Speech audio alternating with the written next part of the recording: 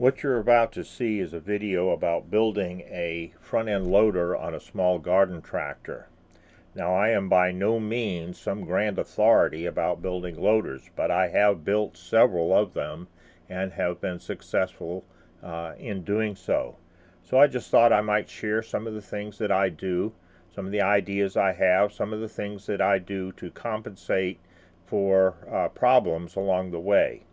Anyway, I hope you will find this helpful. Thank you.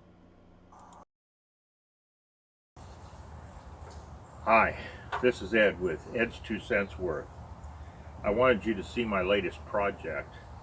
This in particular is an Ariens garden tractor. It's a GT18 and it is a very nice tractor. It has hydrostatic transmission. As you can see, I've already started on the loader.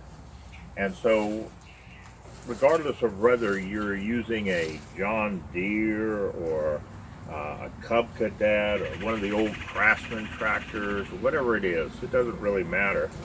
There are certain things that you want to make sure that you do, and I want to show you the process that I use in order to create the front loader. So I'm going to get my camera and kind of do a walk around a little bit here to show you where I'm at this point and why I've done the things that I have done. I'll also show you what I intend to do in the future. Now, this is probably going to be a multi-part video. I'm thinking in terms of 3 parts for it.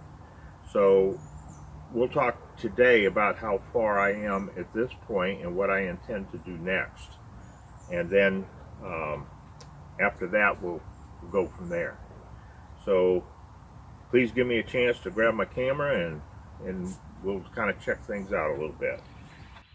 Now, as I have tried to stress in the past, a strong frame is really important. And as you can see here, you can see how thick that is. That's about 3/16 of an inch. And the frame all through this tractor is nice and reasonably heavy duty. And it gives you, you might say, the platform, the foundation that you need in order to have a strong front loader. So coming up here, we see where I've come off of the frame. And I use some channel iron here. I should say channel steel because it's not really iron. But in any case, it has grade 8 bolts bolting it to the frame. Same, of course, on the other side. It's just flip-flopped on the other side. And then I come up with some 1/4 inch angle iron.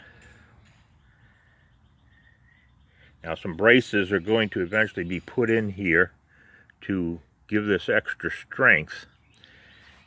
And here we see the cross member going from side to side, tying the 2 sides together. And here we see the point where my arms that'll do the lifting are going to connect. Okay, we'll talk about that a little bit more here in a few minutes. But this is all pretty stout, 1/4 inch throughout, and it should be strong. My target load is 500 pounds that I'm hoping that I will have a loader strong enough to do that, or as close to that as possible. So stick with me here. Let me grab some other materials to show you about the arms and stuff, and we'll go from there. Okay, so you see these arms here in the front. Now, these arms are going to attach here, okay? There's going to be a pivot point here where these arms are going to be able to turn up and down, okay? But what I want to show you here is, one, of course, is that this is 1/4 inch steel here, okay? And the other is my notation here front, okay? Now what that is once I've made these, I want to lay them flat and make sure any curvature that may exist in them is matched. In other words, at this point, the curvature, any slight curve that might be in the steel, both of these have been matched so that they are almost exactly the same. I wouldn't want one turned this way and that one turned that way and have them opposing one another.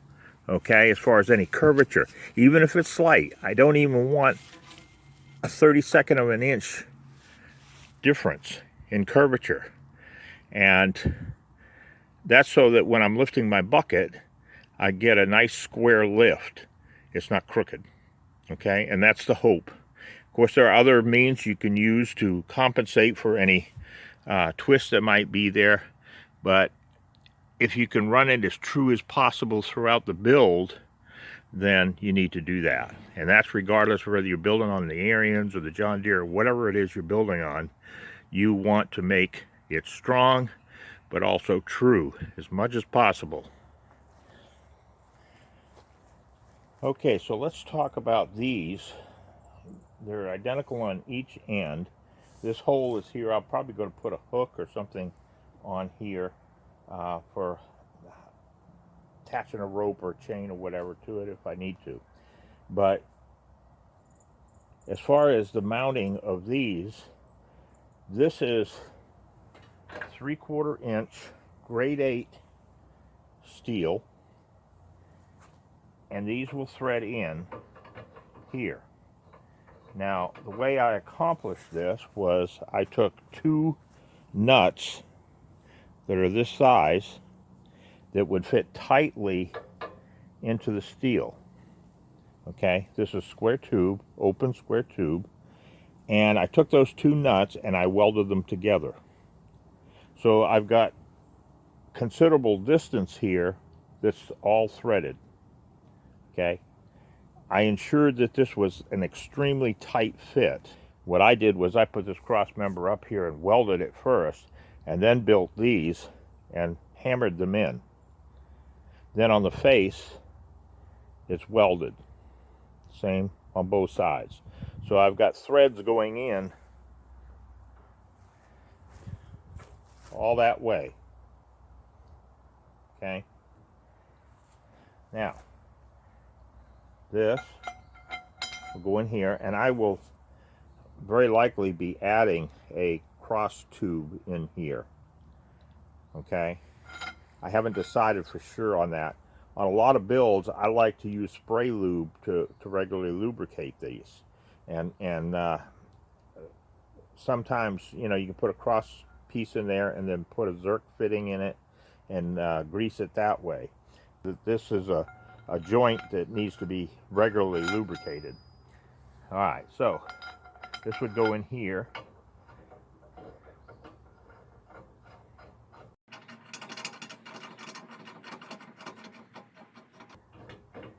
Now I'm going to be using some shim washers and some bushings to arrive at the exact distance that I want to. At this point, this will slide out. Okay.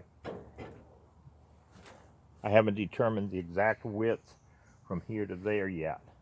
Okay, but when I do, I will be using some shims in there to make that be what I want it to be.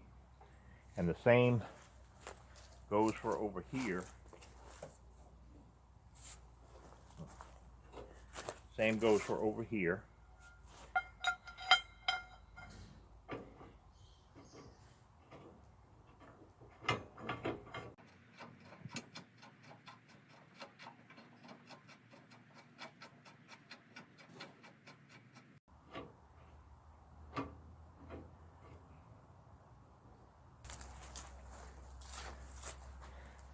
And these will be able to lift up like that. Okay? So in other words, there's going to be a cross member, and the tractor is square, It's the ground that's not level right now. That's why this one's out more than this one, okay, because the ground is a little not level. But in any case, there'll be a cross member going from side to side, and off of that will be my hydraulic cylinder that will hydraulically lift these up.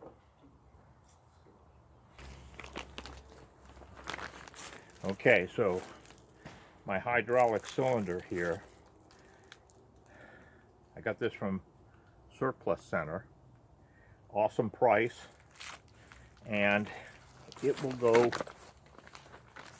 down here and will be anchored down to the bottom there, and then these will be out here, which when this extends, it'll push these arms up.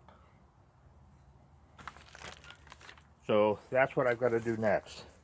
I've got to create that bottom anchor, got to create the cross member, got to figure out the shimming here so that I'm able to have a smooth transmission, solid, of the strength of the lift.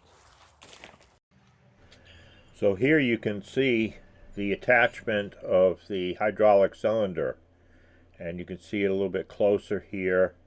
The framework down at the bottom, going up to the cross member on the arms, and here is a close-up of the bottom and how it is attached to the tractor and how it swings on up to meet the loader structure. There's the joint at the bottom, the joint at the top, and that cross member goes from side to side on the arms. And here, of course, you can see the Zerk fitting added into it, using those throughout, and the supports on the uprights to give extra strength there. Now, that brings this video to an end, but next video we're going to be talking about the building of the bucket as well as hydraulics. Installing the hydraulics, a pump, the hoses, the spool valve, and so on. So I hope you enjoyed this. I hope that you'll click that like button and subscribe if you want to see more. And thank you for watching.